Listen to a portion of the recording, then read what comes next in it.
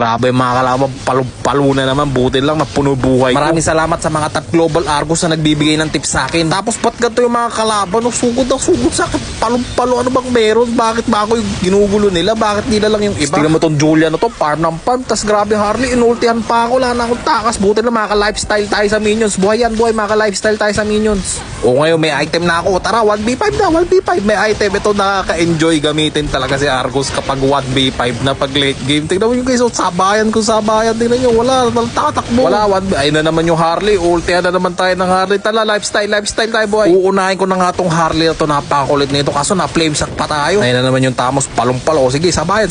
O ano, yan na, wala na, uwi na tayo, wala na tayo, wala nang ulti, wala nakatank build yung Martis pre, nakatank wala build. Wala tayong dami sa Martis, nakatank build, makunat yan, gagi na punit. Wala na, enjoyable na, tapos na. Sino magde-dep? Ayan na, yung Harley na naman. Papapatay ba tayo sa Harley? Hindi.